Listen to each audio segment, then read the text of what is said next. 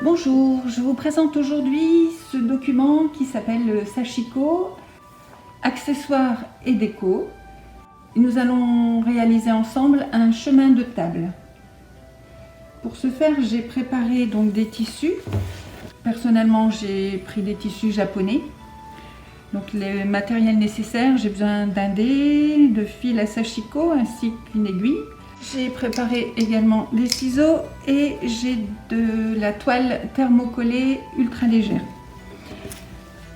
Une fois que mes tissus ont été choisis, je les coupe aux dimensions choisies que j'ai décidées et je les assemble. Donc l'assemblage doit se faire 2 par 2 avec les coutures repassées à plat. Et ensuite, sur la toile thermocollée, je dessine au bic le motif que je veux. Là, j'ai fait 3 fleurs de prunier et dans un quadrillage en biais. Une fois que les 2 morceaux sont faits, je les repasse. Et je commence la broderie donc sur l'envers.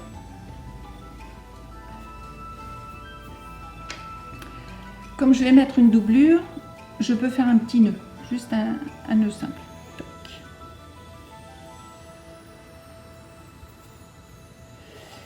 Et donc je commence ma broderie.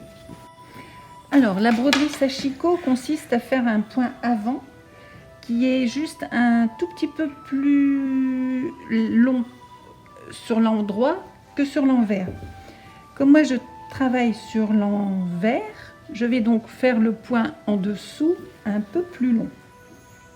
Je travaille à l'envers en fait. Voilà. Il y a quelques petites règles également à se souvenir, c'est qu'on ne croise pas les fils dans les angles.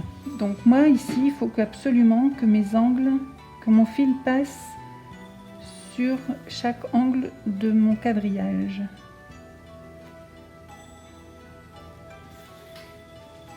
Voilà. Je préfère travailler un fil à la fois et de temps en temps je retourne mon travail voir la régularité. Là c'est un peu plus large parce qu'il y aura la diagonale.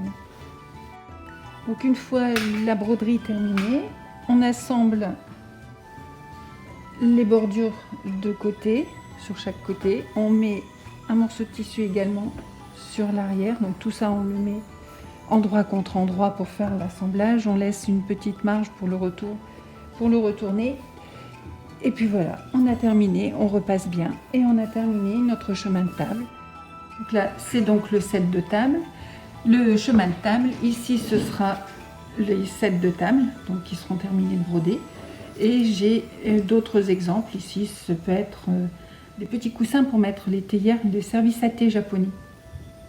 Avec chacun un modèle différent que j'ai pioché dans celui-ci, qui est toujours à disposition des médiathèques du SIVS.